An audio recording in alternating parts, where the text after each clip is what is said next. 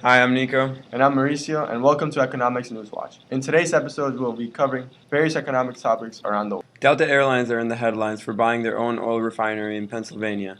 The airline giant is one of the first to do this, and is doing it in an attempt to cut out the middleman for a product that is vital to their company and will only continue to rise in cost and scarcity. Delta is reportedly doing it also because they do not want to pay more money for jet fuel despite the cost of buying and maintaining a refinery. The oil refinery is estimated to cost about $150 million. However, in the scope of a company like Delta, that really isn't that much, as it's less than they would pay for a new jet. Another big advantage for this purchase for Delta is that they secured a delivery network for jet fuel, which will prove to be very valuable for them in the future. Delta also plans to spend an additional minimum $100 million in upgrades to the facility to create as much jet fuel as possible.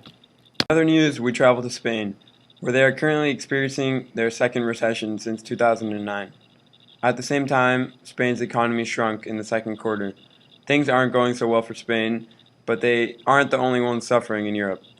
They are just one of at least a dozen European nations who have had their economy shrink in the last quarter.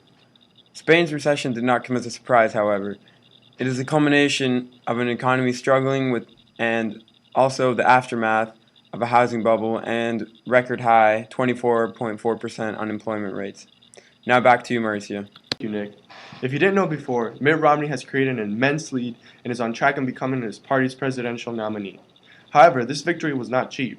Romney spent a total of $76.6 million, far more than any other campaign, at the end of March.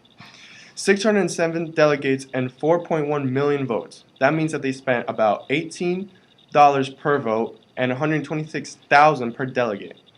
However, this is just the official campaign spending. When PAC money is factored in, Romney's spending jumps to over $122 million, bringing his cost per vote to under $30, which means that each delegate costs more than $200,000. Now to the manufacturing sector. April, the month of growth. A report showed that the manufacturing sector grew from 53.4 in March to a 54.8 in April. Any reading above 50 shows a growth in the sector. As new orders for goods rose in April, factories ramped up production at a faster pace. This includes hiring many workers. In the first 3 months of the year, manufacturers added 120,000 jobs to the U.S. The manufacturing growth is one of the most reliable resources growth in the U.S. economy since the end of the Great Recession.